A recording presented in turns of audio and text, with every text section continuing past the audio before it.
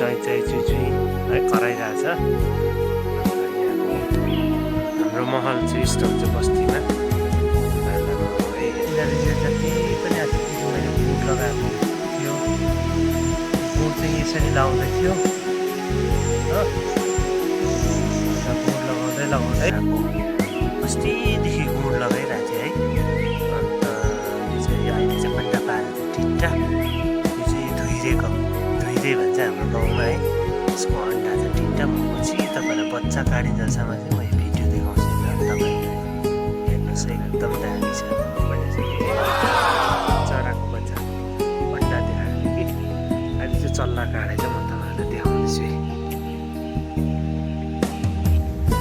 देखाउँदैछु हो यत्रो छ 3वटा भएको छ बुट चाहिँ यहाँ छ यहाँ यस्तो माया लाग्दो छ हेर्नुहोस् है। अब म पछि देखाउँछु है तपाईँहरूलाई। निकै पर्खिनु पऱ्यो यस्तो बनाउनु बुट बनाएकोदेखि लिएर भिडियो बनाउँदै यहाँ छ अरू चाहिँ त्यहाँ नै यहाँ देख्नु सक्नुहुन्छ यहाँ नै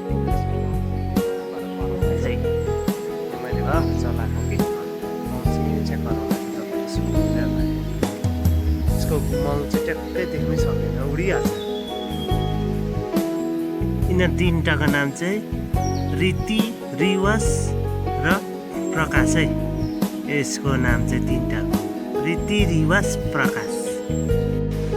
यहाँ हेर्नुहोस् है अस्तिको चराई यत्रो भएछ रीति रिवास प्रकाश चाहिँ। रीति चाहिँ यत्रो भएछ है हो 15-10 दिन बाद चाहिँ यत्रो भएछ है गाइस। हाम्रो रिवास चाहिँ यत्रो भएछ है रीति रिवास चाहिँ रीति रिवास र प्रकाश थियो होइन नाम।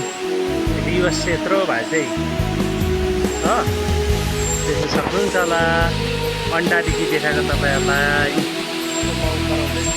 रिवास चाहिँ यत्रो भएछ रीति हुँदै होला तपाईँहरूले यत्रो भाइ अन्डा बच्चा चलायो कराउँदै ब्याकग्राउन्डमा आवाज सुन्नु